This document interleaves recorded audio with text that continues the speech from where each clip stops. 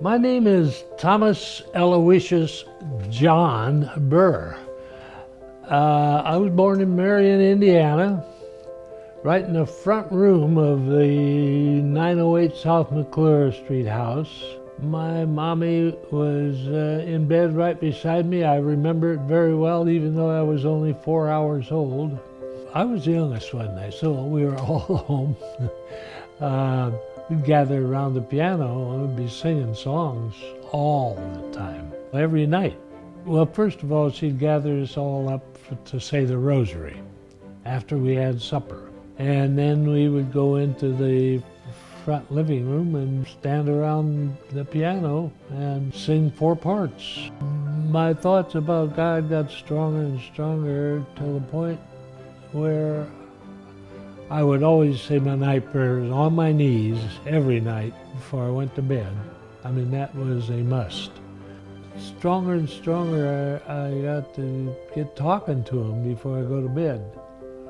And then I read the book by Thomas Merton, The 7-Story Mountain. He was a monk. I was so impressed with that, his writing, that my relationship with God got very, very strong. And I'd say prayers and cry, and I go, what am I doing? I'm a boy, I'm crying. What's going on here? But couldn't help it. My name is Barbara and Bir. My family always called me Babs. My mother said she called me Barbara because she wanted to call me Babs. I was born in Newark, Ohio on February 22nd on George Washington's birthday, but I'm not as old as he was. I was born in 1937. I was the middle child. I had 2 older brothers. I had 2 younger sisters who came along later. My dad was working for the government at Wright-Patt Air Force Base in Dayton. That's why we moved there during the war. I didn't even know there was a war, anything about it. I just enjoyed playing like other kids.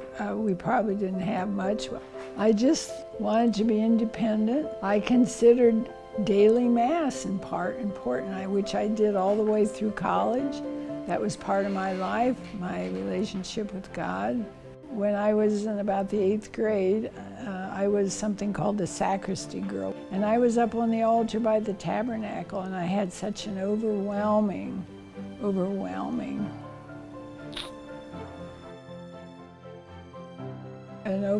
sense of his presence and love, yes. Probably if a nun had gotten hold of me right then and there, I would have become a nun. Probably in 1950, I made up my mind that I was going to go to the monastery. After high school, Joe's mother, Mrs. Fowler, and my sister took me to the monastery. They were all shook up. My mom was very shook up about it because she'd never be able to talk to me or anything, just see me. And I was there for just a week, and I realized this ain't what I was dreaming of, and it wasn't what I was dreaming of.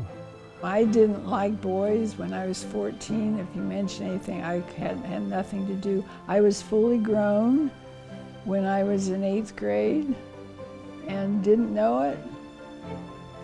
I wasn't interested in boys, and then when I was about 15, they had already discovered me, and then I discovered them, and I enjoyed going out with boys. I enjoyed necking with boys, any boy. But my mother had always taught me something that I think is the right thing all to this day. Necking is from the neck up, petting is from the neck down, and that's the rule I live by. If you don't like it, just leave. There's somebody else. I just had fun. I loved dancing. I wanted to write, but then I didn't write as a young child. I didn't write much. I knew I was going to college, so I saved every cent I earned, which was 50 cents an hour. When I went out to a hamburger joint with friends, they would order a hamburger, and I'd take the crackers and put mustard on them, drink water. I wouldn't spend a nickel. I was saving for college. So that was an intense desire I had.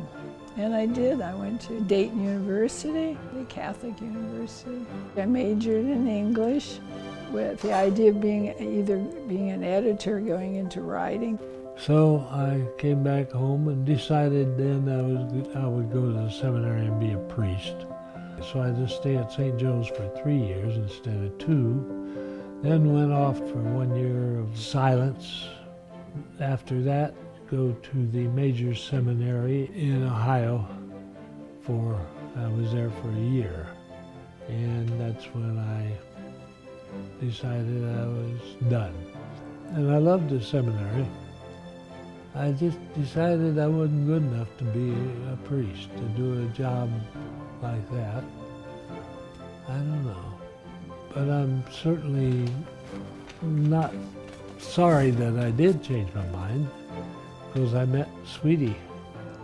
When I was in high school, one of my friends from Newark moved to White Bear Lake, Minnesota. So as a sophomore in high school, I was able to take a bus out there in Minnesota, and I met a boy there, and so we were an item, and we were crazy about each other. It was summer romance, and we continued, and then he went off to Dartmouth. So he was an item, but when he wasn't around, I could date anybody else. We weren't engaged or anything. I was going to Dayton University. I had a good life there. I was in the dance drill team, the Flyerettes. I was a co-editor of the newspaper. I interviewed people like Danny Kaye and Jack Dempsey. When I shook hands with him, my hand disappeared in his hand. He had such huge hands. I went to Dayton University so I could finish off my education and get a degree finally after 5 years of going to college. And the first person I saw, well, I was standing right near the chapel. She was in line with some other women, girls. And boy, she's a good looking lady. I need to go over and see her. But I didn't have the nerve to do that. I went to church and prayed. I think I said, Lord, let me meet her. And sure enough, in one of the classes I'd go to, I'd always be late, and I'd sit in the back row, and she'd always be later, and she had to sit in the same back row, so it was me, usually some other guy, and then her. Well, I traded seats with that guy, and so we sat next to each other every class. A friend at Dayton University said there was a guy named Tom Bir that wants to get fixed up with you. I don't know him. Well, you should. He's in your history class. So when I went, I thought about it one time, and I looked around. I didn't see anybody that I didn't know except a couple guys, and there was one sitting by me every single day. He sat on my right. He always wore this green jacket. He'll swear it's blue. This green corduroy jacket every single day, and I didn't know his name because I never got in on time for a roll call. And so I got to know her more and more, and I finally asked her for a date. So then when we went out, there he was, and he had a blue suit on. He looked so good in blue, and a shirt and a tie, and wow, is he good looking. And our very first date was Friendly Persuasion, a movie that I see on old movies every now and then. We got to be pretty good friends, as you can imagine. When I went off to that second Winter Carnival, I already knew this, but I wanted to go to the Dartmouth Winter Carnival. So when I left, one of my roommates, I said, if Tom calls, tell him I went to visit my sick aunt. But finally, after I met Tom, I realized that I should I should write a Dear John. So I wrote him a letter, and I wrote it in philosophical terms and abstract terms that he didn't understand. I realized I didn't want to marry him, and that he was the one thing I could marry him by. It wasn't Catholic. That was so strong in me. I was still going to daily Mass. She was so beautiful, and she was wonderful to talk to and to listen to. I had to do a lot of listening, understand. He was a good man, I could tell. He was a good man. And he was always respectful. Yeah. And I had dated other girls too before that. They were nice girls, but who cares, you know? She was everything, and has been ever since. So how can I describe it?